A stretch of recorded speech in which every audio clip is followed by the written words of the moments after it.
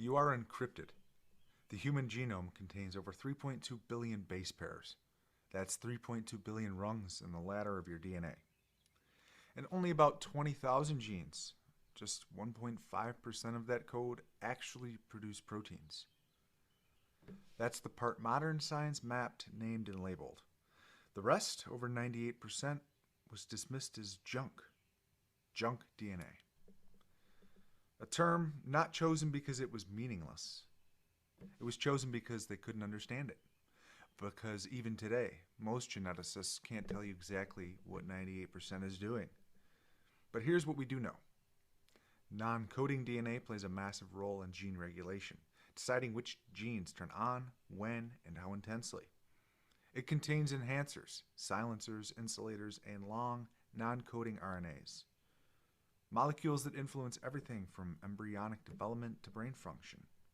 It also holds endogenous retroviruses, viral sequences embedded in your genome that date back hundreds of thousands of years.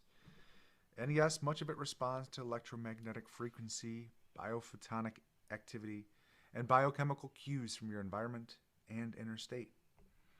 This is not theory, it's published science. In 2003, the Human Genome Project finished sequencing our DNA and confirmed what was long suspected. The protein-coding genes are only a tiny fragment of our genetic potential. The rest is still being unraveled, slowly, because the implications are disruptive. If your DNA is programmable, if your emotional state affects expression, if frequency, light, and intention can amplify your healing potential, then ask yourself, why is society built on fear, division, overstimulation, and artificial noise?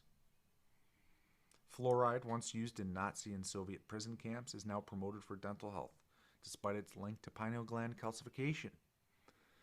EMFs from 4G, 5G, Wi-Fi, and cell towers disrupt the body's own electromagnetic field, with growing links to DNA strand breaks and oxidative stress. Seed oils, processed food, artificial additives compromise gut health, where over 90% of serotonin is produced, impacting cognition, emotion, and immunity.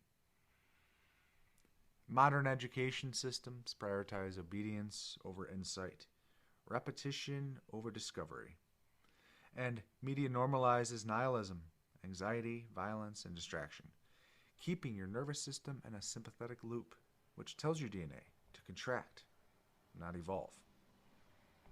That's how it's controlled. Think about it.